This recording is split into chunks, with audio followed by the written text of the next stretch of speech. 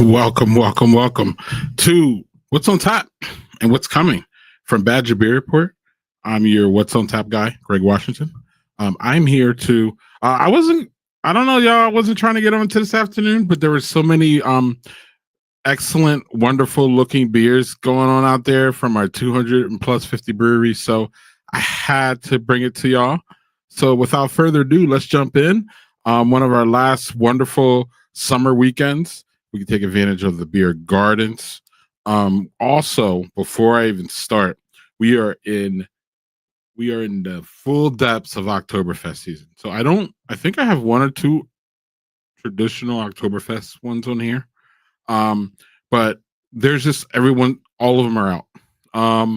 There's even some they're brewing, I heard, and there's a few of them that haven't got their Oktoberfest out, but it's coming like this weekend or next weekend. It's soon. So we're in Oktoberfest season.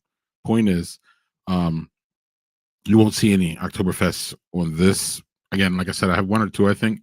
But the point is that find your favorite Oktoberfest. It's out there, ready to go.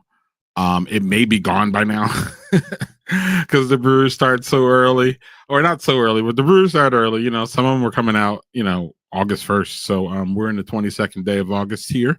So yeah, check if you're an Oktoberfest fan. It's the time.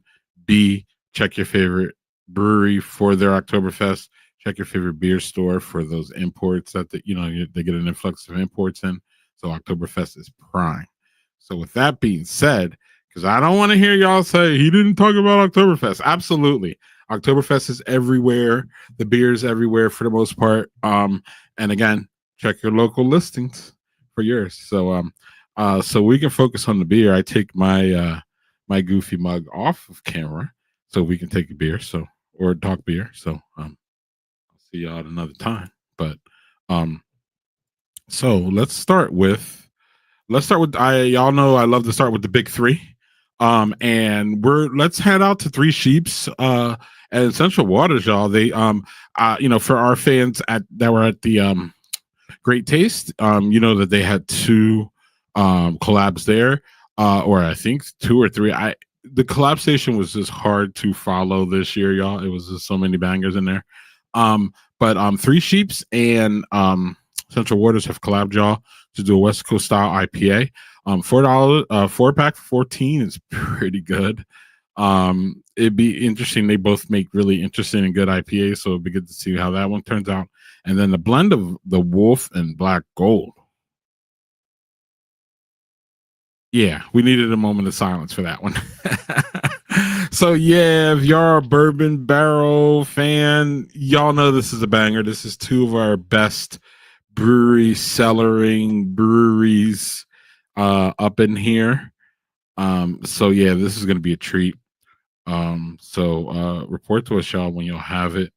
But I think it goes on sale. It says, oh yeah, officially releasing tomorrow. So that's Saturday. So, and I'm sure that'll be on tap at any location that you can find. We know we know that Central Waters has two, and Three Sheeps unfortunately only has one now since the closing of the Triple Tap House in Milwaukee. So next on, we're gonna stay here. We're gonna start where I'm close to, Madison. If y'all are, well, let's stop in at Garth's place here, y'all. Garth's Beer Bar. And Garth has a slushie on. I think he has a slushie on all the time. Now again, this isn't for your traditional beer brewery people, or I'm sorry, this isn't your traditional classic style brewery going person, obviously. But this sounds very, very fun. It's a blueberry, cherry, and blackberry from Urban Artifact, who makes great sours. So and then Garth does this little thing with his slushy machine, and I don't know, these are fun. I love them for the summer. They're just really nice, and they're also nice for the non-beer drinker or non-traditional beer drinker. These are nice. So Garth has that on tap, y'all. I don't know, he put it out there Tuesday, so hopefully there's still something there. So cheers to that. Oh, Youngblood staying here in the Madison area. Youngblood, the names of their beers, y'all, are just always fascinating and excellent. And today we have somewhere between Bruce Springsteen, or I'm sorry, not Bruce. It says Springsteen and Nacho Libre. It's a pastry sour with strawberry, rhubarb, graham cracker, and vanilla. 9%. Our social club members got the first taste of this one last week and lost their minds. Unbelievably smooth. Best pastry sour ever. Couldn't agree more. Packed with Oregon fruit, strawberry, and rhubarb puree, then conditioned on graham cracker and silky vanilla. This beer is pure decadence in a glass. Imagine a swagger, or keep saying his first name, Springsteen, mixed with the flair of Nacho Libre. Somehow it works. It might be just the best thing you've ever seen and tasted. This one is enticing me to go. Shut up, Joe Buck. Is a hazy pale ale, dry hopped, with Simcoe, anchovy, and strata. 5.5. Football's back, y'all. The wings are hot. The beers are cold. And then Joe Buck opens his mouth. We brewed the hazy pale ale for the moments when you need something good to drown out the noise. Simcoe brings passion fruit, berries, and citrus. Anchovy from Seagull Hop Ranch. Layers and watermelon candy vibes. Straka rounds it out with juicy mandarin and a whisper of dank, smooth, crushable. In the commentary, you only find you actually want this season. The commentary that you find that you actually want this season. You can find at Youngblood Brewing, y'all. Shut up, Joe Buck, and somewhere between Springsteen and Nacho Libre are the two latest offerings. I think, Friday. It says Friday, so go to your local Youngblood outlet for those. Vintage area in Madison area. This is vintage area. They report today that the fall brews are starting to pour. So they got the Oktoberfest, y'all. They got the pumpkin. Got it red. They got the you want a little strawberry rhubarb, a little soury kind of thing there, fruity thing. What do you say, bro? Is the Sabro one hop beer, which I love. I love Sabro.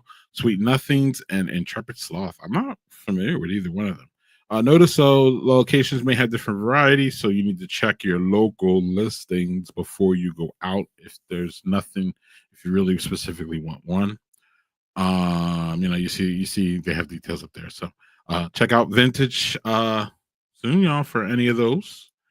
So let's head over to Waupun at one of our newest breweries, not even a year old yet, at Hoya Hop House Brewing, y'all. I think they celebrated their 6th month anniversary, I think last night. Or I'm sorry, not last night, last month or recently. So their Oktoberfest, here we go. They have their Oktoberfest, but this one here, y'all, is the reason why I asked it is it's their first barrel aged project, y'all. Is actually an Oktoberfest. That's interesting, right? Usually we think of, the first one is, maybe a sour or big stout or a big, big big porter or something they throw in a barrel. But no, this is an Oktoberfest, y'all. Come chiming in at 7. It's a rich malt forward Oktoberfest layered with notes of bread crust, caramel, and soft toffee. Doesn't sound like anything out of the ordinary. Here's where it gets out of the ordinary. It looks like after months of resting on driftless Glen Y whiskey barrels, it emerges transformed, woven with a spicy red character, warm oak, and whisper of vanilla. It's available tomorrow, y'all. And for your traditional Oktoberfest folks, don't get worked up because they have. This is a sneak peek of what's to come on 8:30. Oh, so it sounds like they're going to be releasing a regular Oktoberfest too. So look at that, 2 for 1 Oktoberfest. Don't get me wrong, but they're teasing something here for 8:30. So I think you want to keep a hold of their social media over at Hoya Hop House Brewing. Y'all with that alliteration and those H's is always going to get me. I like it though. Don't get me wrong. I like it. This is like a tongue twister for me. So staying in that area, we're going to go to Fond du Lac Brewing, who just opened, y'all. But their grand opening is tomorrow.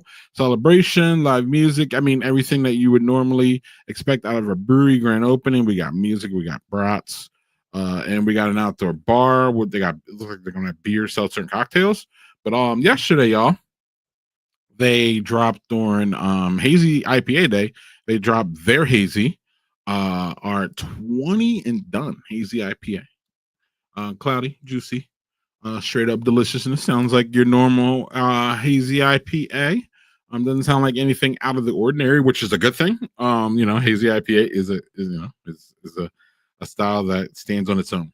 And it appears that Fond du Lac Brewing, or I'm sorry, Fond du Lac Beer Company is standing on its own in Fond du Lac already. So get out there if you haven't been yet. But tomorrow they're throwing a big party to say, hey, we are officially here. So check out Fond du Lac Brewing Company. We also have a podcast that Joel did with Fond du Lac Brewing Company. You can check on Badger Beer Reports, any of our media. You can find that. So yeah, cheers to that. So let's head over to Milwaukee, y'all, to one of our favorite breweries. And by our, I mean the Badger Beer Report. Is Gathering Place. Is their birthday party is tomorrow. Happy birthday. Do I have any yeah, I have something here, right? Happy birthday! Gathering Place, happy birthday. So their 8th anniversary Belgian farmhouse they're releasing. Fresh stone fruit, citrus, round out with delicate notes of spice.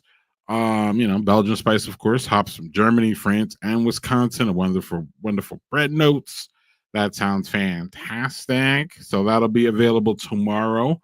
Shades of Blanc is a red ale aged in Sauv Blanc barrels. So that sounds good. A tart red ale. And then rounding out, we have a strong Belgian ale aged in some white wine barrels, y'all. 8.2. Actually 8.2 is pretty, 8.2, that's pretty strong. The other two are pretty, that Sauvignon Blanc is 5.4, so it's a lighter drinker. 86 months in wine barrels, and then cellared for 7 years. So Joe and the crew have been working on this one for it sounds like. So check out Gathering Place's 8th anniversary tomorrow. And happy birthday! Yay! So Torzala, y'all, let's head over to the warehouse, the brewery warehouse, as I affectionately call it. Torzala here. They're pushing through the dog days of summer, y'all. But starting today, which was a couple days ago, they have a tap room exclusive, Tropic Lightning, y'all. It's a collab released at the Great Taste. So if you were at the Great Taste, you might have had it there.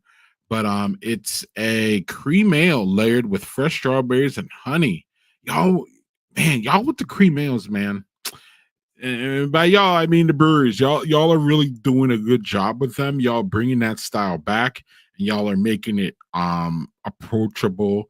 It's never really been my favorite beer, but y'all are trying to convert me on them just by the way that y'all are making them recently.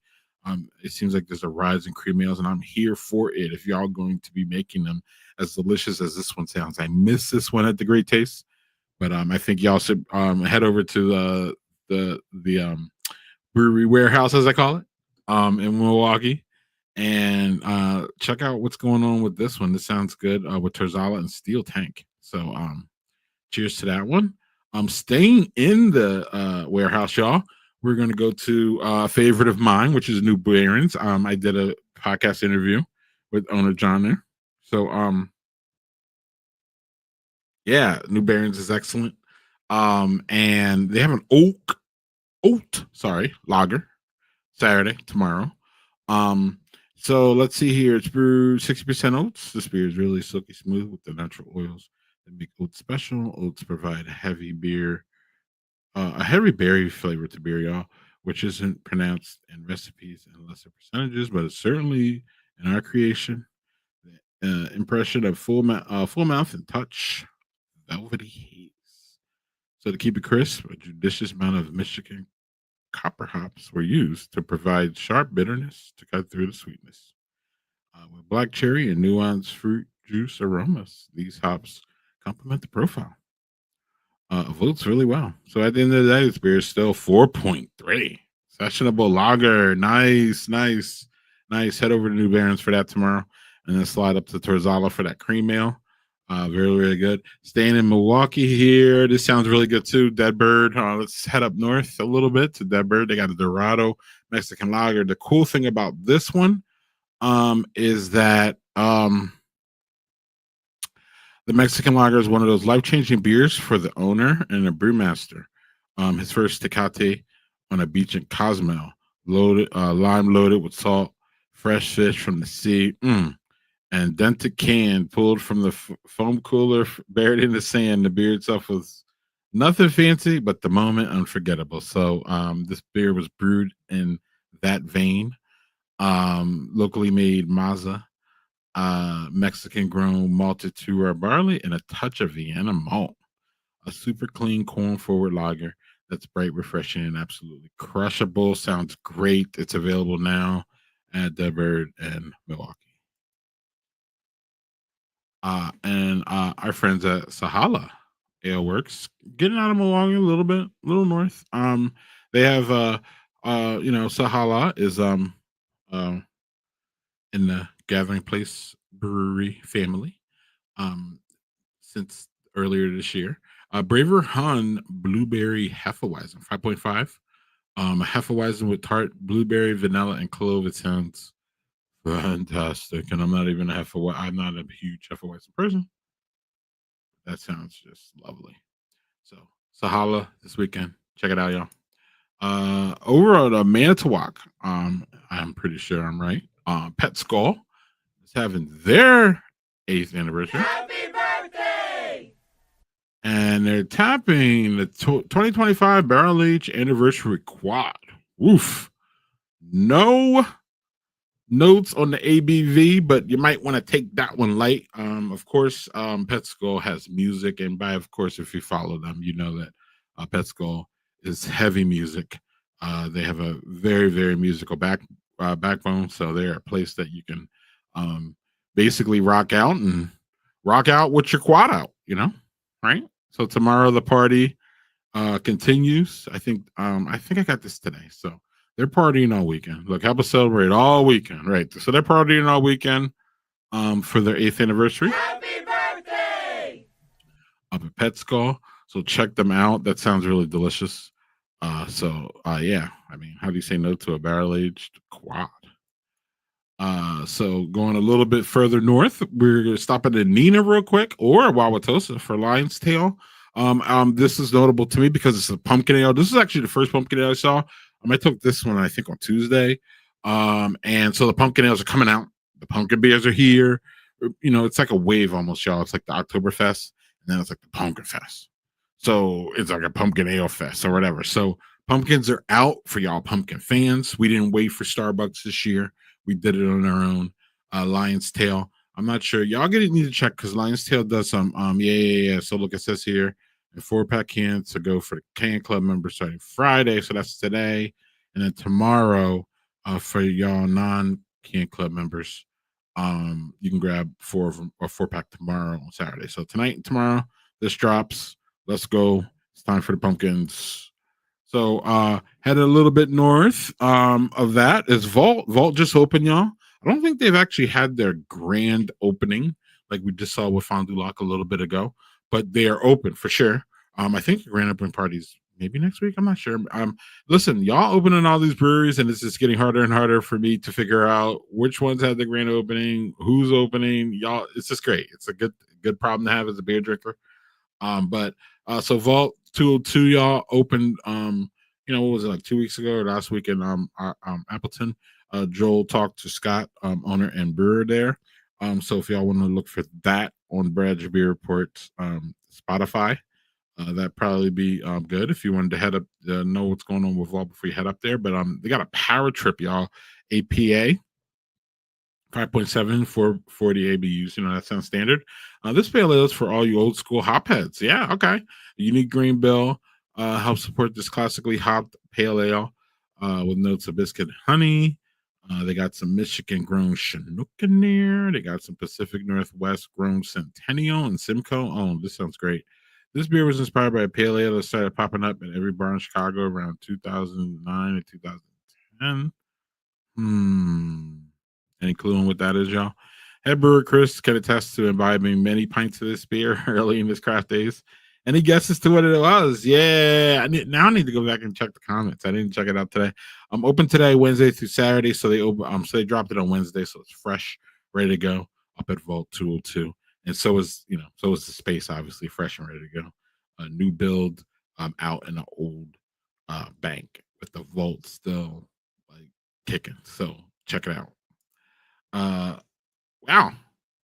I don't think I meant to do that, or maybe I did. And the reason I say this because wow, we're going way up north to Somerset to Oliphant, one of our purveyors of THC drink, one of our bigger purveyors of THC drinks, and one of the I don't, maybe pioneers too hard of a word, but they were one of the frontline THC drinking or THC servicing breweries. But this the reason I wanted to mark this one because this is a fest beer, y'all. Which is y'all know the difference between fest beer and Oktoberfest. Fest beer is the beer that is the Oktoberfest in Germany. It's official beer. It's more drinkable and sessionable than the regular Oktoberfest. It seems like I think if I had to take a survey, I would say that Oktoberfest, at least in Wisconsin, seems to be a little bit more popular than fest beer, but they're both fun. But Olafon has released their fest beer, and that's why I wanted to accent this one because we see the rush of Oktoberfest. Yeah, let's start crushing something like it's already Oktoberfest season because y'all already know it is, and it's not still, and it's not still August. I mean, it is still August. Am I reading that wrong? Probably. Anyway, Oliphant, they got their fest beer on tap. Check it out if you're near Somerset. So we're going way up north now, almost as I as I chastise my friend Chelsea, our friend and colleague Chelsea on Badger Beer Report. Earth Riders almost Canada up in Superior, but it's not. But Earth Rider has a fest beer too, y'all. And it's back, and I wanted to accent that. So up north, the fest beers are coming out pretty hard. Um, and they're in stores too, y'all. So you can get it on tap, I'm sure, at the brewery, but you might be able to see it out in the wild. But you're gonna have to get that one really, really quick, I believe, just like any Oktoberfest. But I think that fest beers to me are more scarce, so then you probably have to run for them harder. So shout out to Earth Rider. We're gonna come back down on the west side of Wisconsin a little bit and go to Lazy Monks, one of Landon's favorites. The third batch, I don't know if you saw the mix six from the other night. I just posted it up on Spotify if y'all want to check that out. You can check that out on Spotify, either video or audio only. But Landon was saying on that like Lazy Monk has already blown through two batches of Oktoberfest. So this is the third batch. I got this today. This is the third batch in a can, y'all. Or this is the third batch in a can. Yeah, meaning they're pretty much done with it. Two beer batches are pretty much sold out. This multi-amber lager seems to be a crowd pleaser. Yeah, because it's Oktoberfest. Of course it is.